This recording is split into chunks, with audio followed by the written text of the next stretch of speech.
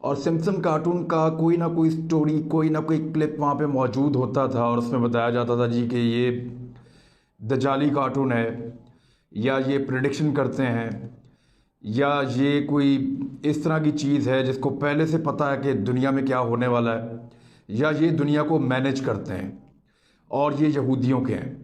بہت ساری چیزیں میں نے اس کے بارے میں سنی، بہت ساری چیزیں اس کے بارے میں پڑھی، تو تب میں نے یہ طے کیا تھا کہ کسی وقت میں اس کے اوپر ریسرچ کروں گا اور وہ ریسرچ آپ لوگوں تک پہنچاؤں گا۔ اب جو چیزیں مجھے پتہ چلی ہیں وہ میں آپ کے سامنے رکھ دیتا ہوں۔ یہ کارٹون دسمبر 1999 میں شروع ہوا تھا، 1989 میں، دسمبر کی آخری تاریخوں میں، غالباً 27 دسمبر کو یہ شروع ہوا تھا۔ میٹ گراؤننگ نامی ایک آدمی ہے جس کی اس وقت عمر لگ بھگ جو ہے وہ 66 سال کے قریب ہے۔ یہ آدمی 1977 سے یہی کام کر رہا ہے، یہ اینیمیشنز بناتا ہے، کارٹون بناتا ہے، یہ چیزیں بناتا ہے۔ سب سے پہلے تو میں نے اس آدمی کو چیک کیا کہ یہ بندہ کون ہے، اور اس کے اوپر ریسرچ کرنے سے، اس کے کچھ انٹرویوز پڑھنے سے اس کو سمجھنے میں تھوڑی بہت مدد ملی ہے۔ یہ آدمی جو ہے یہ امریکہ کا رہنے والا ہے، اس کا والد بھی اینیمیشنز اور ان کے اوپر کام کرتا تھا، ان چیزوں پہ، اور اس کا دادا جو ہے وہ بھی ایک پروفیسر ٹائپ آدمی تھا۔ اور یہ بندہ نظریاتی طور پہ ایک نئے فلسفے کا قائل ہے، اس کو کہتے ہیں ایگنوسٹک۔ یہ ایگنوسٹک ہے، یا اس کو آپ کہہ سکتے ہیں ایگنوسٹک ازم۔ یہ ایک نیا قسم کا مذہب ہے جس کو ماننے والے لوگ ہیں۔ یہ لوگ عجیب و غریب نظریہ رکھتے ہیں مذہب کے بارے میں یا خدا کے بارے میں۔ ایک تو آپ نے ایتھسٹ سنے ہوں گے جو دہریے ہوتے ہیں، جن کو یہ بلیو ہی نہیں ہے کہ کوئی خدا یا کوئی ایسی ہستی موجود ہے جس نے اس کائنات کو بنایا۔ ان کو لگتا ہے یہ سب کچھ خود ہی ہو گیا اور سب کچھ آٹومیٹکلی خودکار سسٹم سے چل رہا ہے، اور اس میں کسی کا وحدت الوجود کا نظریہ ہے ہی نہیں، کوئی ایسی توحید کی بات ہے ہی نہیں، یا یہ کسی بھی بھگوان کو، بت کو، کسی بھی مذہب کو یہ نہیں مانتے، یہ اللہ کو بھی نہیں مانتے۔ تو یہ اس کی ایک اور فارم ہے ایگنوسٹک، اور یہ آدمی اس کا ماننے والا ہے۔ یہ لوگ کیا کہتے ہیں کہ خدا کا وجود ہے یا نہیں ہے، یہ ثابت نہیں کیا جا سکتا، اس کو جسٹیفائی نہیں کیا جا سکتا۔ یہ ایک اور سٹیج پہ کھڑے ہیں، یہ کہتے ہیں کہ خدا کی موجودگی نہ صرف نامعلوم ہے بلکہ اسے معلوم کرنے کے امکانات بھی موجود نہیں ہیں، یہ نامعلوم ہی رہے گی، کوئی اس قابل نہیں ہے کہ اس کو معلوم کر سکے۔ تو انہوں نے ایک نیا عقیدہ گڑھ لیا ہے، یہ اس کے ماننے والے ہیں۔ یہ آدمی اس کو مانتا ہے، لیکن ساتھ ہی ساتھ یہ کہتا ہے کہ میں دوزخ میں بلیو رکھتا ہوں، کہ دوزخ نام کی کوئی نہ کوئی چیز ہے ضرور، اور وہ بھی اس نے کچھ عقائد بنائے ہوئے ہیں، اس کے بارے میں یہ بتا رہا تھا۔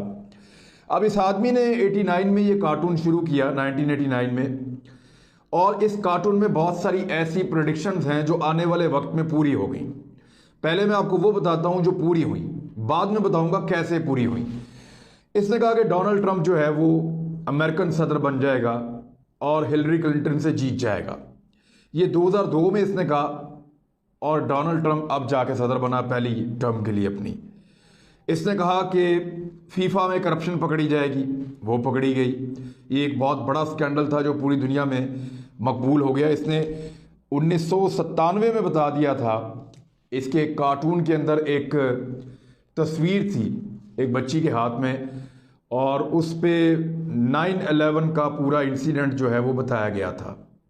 $9 تھے، ساتھ 11 کا نشان جو ہے وہ ٹوئن ٹاورز جو ہیں ورلڈ ٹریڈ سینٹر کے، وہ بتا رہے تھے۔ اور اس تصویر سے یہ اخذ کیا گیا بعد میں 2001 میں 9/11 کے بعد کہ اس آدمی میں 5 سال پہلے بتا دیا تھا اپنے کارٹون میں کہ ٹوئن ٹاورز جو ہے وہ تباہ ہو جائیں گے، اس کا اشارہ اس نے دے دیا تھا اس کی تاریخ کے ساتھ۔ جرمنی اور برازیل فائنل میں پہنچے گے 2014 میں، اور یہ فائنل جو ہے جرمنی جیت جائے گا، یہ بھی پریڈکشن تھی اور ایسا ہی ہوا بعد میں۔ بہت ساری ٹیکنالوجی جس نے پہلے سے بتائیں، جیسے کہ ہولوگرام ٹیکنالوجی ہے اور دیگر بہت ساری ٹیکنالوجی ہیں، یہ بتاتا رہا۔ اس نے بتایا کہ ڈزنی اور فاکس کا جو ہے مرجر ہو جائے گا. یہ بہت بڑی بات تھی, بہت بڑی خبر تھی, یہ بھی ہو گیا. ایبولا وائرس کے بارے میں اس نے پہلے سے بتایا, وہ بھی ہو گیا. 15 سال پہلے اس نے بتا دیا تھا کہ شام میں 2012 میں کیا صورتحال ہوگی. اور باغیوں کا جو جھنڈا, آج باغیوں نے جو جھنڈا اٹھایا ہوا ہے شام میں, اس صورتحال کے خراب ہونے کے بعد وہ جھنڈا ایک جیپ پہ لگا ہوا اس نے دکھا بھی دیا تھا 15 سال پہلے. کیا یہ سب کچھ حادثاتی ہے؟ کیا اس کو فیوچر نظر آتا ہے, یہ پہلے سے دیکھ لیتا ہے, یا یہ فیوچر کو تبدیل کرتا ہے اپنے مطابق؟ یہ وہ سارے سوالات ہیں جن کے جواب میں آپ کو دوں گا. لیکن پہلے آپ یہ دیکھیں کہ وہ کون سی پریڈکشن ہے بڑی بڑی جو پوری نہیں ہوئی.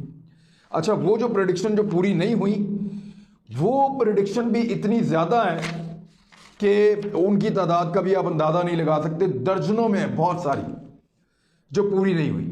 وہ کیوں پوری نہیں ہوئی, ان کی وجوہات بھی جاننی چاہیے. نمبر 1, انہوں نے کہا تھا کہ ایک بہت بڑا طنز ساز تھا, آپ سب اس کو جانتے ہیں, آرنلڈ شوازنیگر. وہ جو ہے گورنر بھی رہا غالباً کیلیفورنیا کا. اس کے بارے میں انہوں نے کہا کہ یہ 2007 میں امریکی صدر بن جائے گا. لیکن بش بن گیا امریکی صدر.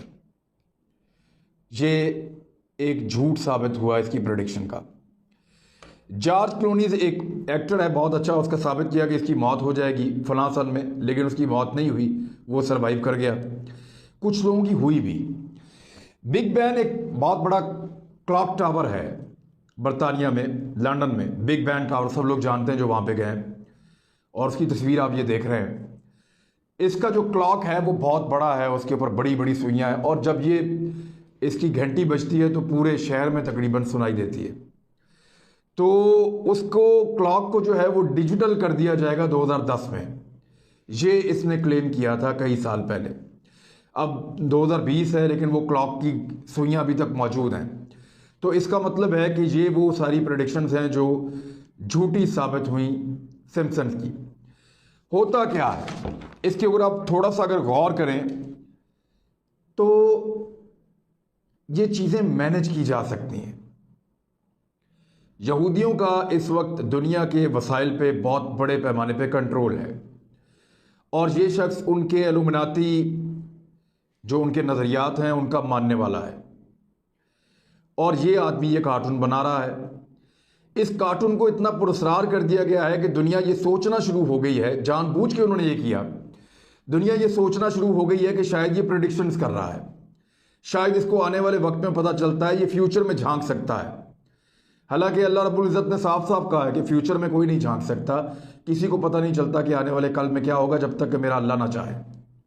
تو اللہ چاہے گا تو کسی کو پتہ چلے گا, ویسے پتہ نہیں چل سکتا. تو یہ کیسے پتہ کر رہے ہیں؟ ایکچولی یہ پتہ نہیں کر رہے, یہ اس کو مینج کر رہے ہیں. واقعات اور حالات اس بات کو ثابت کر رہے ہیں. آرنلڈ شوازنیگر سے ان کا جو معاہدہ ہوا تھا, اور اس نے جو چیزیں طے کر لی تھی کہ یہ ساری چیزیں میں کروں گا, تو انہوں نے طے کیا کہ اس کو 2007 میں امریکی صدر بنائیں گے. لیکن آرنلڈ وہ سب کچھ نہیں کر سکا, اور ان کو شک ہو گیا کہ یہ آدمی ہمارے کنٹرول کے مطابق نہیں چلے گا. تو انہوں نے اس کو نہیں بنایا, بش کو بنایا, جس نے ان کی بات مانی اور مسلمانوں کا کیا حال کیا. کیونکہ گریٹر اسرائیل کے لیے جتنا کام بش نے کیا اتنا کسی نے نہیں کیا. اس کے بعد ڈونلڈ ٹرمپ کو انہوں نے پریڈکشن دی کہ یہ آدمی امریکی صدر بن جائے گا, اور ڈونلڈ ٹرمپ نے ہر وہ کام کیا جو یہودی چاہتے ہیں. اس نے, آپ کو یاد ہوگا, حلف اٹھانے سے پہلے اناؤنس کر دیا تھا کہ فلسطین کے بارے میں اس کی کیا پالیسی ہوگی, اور اسرائیل کے بارے میں وہ کیا سوچے گا, اور کس طریقے سے وہ اپنے سفارت خانے بنا رہا ہے, کس طریقے سے وہ چیزوں کو مینج کر رہا ہے. اور دنیا کو, اس کو کوئی پرواہ نہیں ہے دنیا کیا سوچ رہی ہے, وہ اس کو کوئی پرواہ نہیں کہ دنیا کیا سوچ رہی ہے, وہ صرف وہ فالو کر رہا ہے جو اسرائیل کو فائدہ دے سکتا ہے. اب گریٹر اسرائیل بنانے کے لیے بہت ضروری تھا کہ شام اور مشرق وسطیٰ میں ایک جنگ جیسی صورتحال پیدا ہو جائے. انہوں نے بہت پہلے جو پریڈکشن کی تھی, شام کے حالات جان بوجھ کر خراب کیے گئے, اور آج شام کے لوگ یہ بات مانتے ہیں کہ سازش کے تحت शाम के अंदर खाना जंगी की गई और बहुत तगड़े लोग इस साजिश के अंदर शामिल थे। और ये जितनी भी बगावत हुई है और बागियों का एक ग्रोह बनाया गया है, उसको बाकायदा पीछे से बैठकर कठपुतलियों की तरह कंट्रोल किया उन लोगों ने जिन्होंने इस पे पैसा लगाया और जिनका ब्रेन इसके पीछे काम कर रहा था। दुनिया भर में मैच फिक्सिंग होती है और उससे लोग अरबों डॉलर्स कमाते हैं, खरबों डॉलर्स कमाते हैं, बहुत बड़ी अमाउंट कमाते हैं। तो ये 2014 का वर्ल्ड कप जो है वो इस किस्म की एक मैच फिक्सिंग का हिस्सा था। एबोला वायरस, ये वायरसेस आपको पता है जब बनते हैं तो कई साल पहले बनते हैं, लॉन्च बहुत अरसे के बाद होते हैं। तो सिम्पसन कार्टून में हर वो तहकीक जो की जा रही होती है जिसमें यहूदी या उनके आला-ए-कार मुलव्वस होते हैं, वो उन चीज़ों को पहले से प्रिडिक्ट कर लेते हैं और पहले से उनके बारे में पता कर लेते हैं और फिर उसको पेशन गोई के तौर पे पेश कर देते हैं और बाद में वो कहते हैं देखा हमने ये कहा था। हमें इस बात पे दस्तरस हासिल है कि हम दुनिया में आने वाले वाक़यात को जांच सकते हैं, उनके बारे में पता कर सकते हैं। अब ये पेशन गोइयाँ कुछ और भी कर रहे हैं मुस्तकबिल में।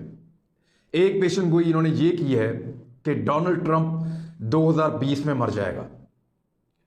एक पेशन गोई इन्होंने ये की है कि दजाल जो है वो अब आने वाला है। एक मसीहा आएगा, वो पहले जाएगा इजराइल में, वहाँ पे उसका दिल नहीं लगेगा, वो सहरा में चला जाएगा, वहाँ पे उसको कुछ खाने के लिए मिलेगा, उसके बाद उसको पता चलेगा वो तो इनका मसीहा है, वो वापस जाएगा, इनको बताएगा, ये उसको सब कबूल कर लेंगे और उसके बाद वो इनको लेकर लीड करेगा। ये उनकी प्रेडिक्शंस हैं, वो दजाल के आने के ऊपर बात कर रहे हैं। इन्होंने एक और प्रेडिक्शन की थी कि 2015 तक पाकिस्तान के टुकड़े हो जाएंगे या खुदा न खास्ता पाकिस्तान जो है उसका वजूद इकट्ठा नहीं रहेगा और कराची को अलग दिखाया, बलूचिस्तान को अलग दिखाया। तो आपको याद होगा कि बहुत बड़े पैमाने पर दुनिया भर की एजेंसीज ने बलूचिस्तान में हालात ख़राब किए। कराची के अंदर हालात बेशुमार ख़राब हो गए। जो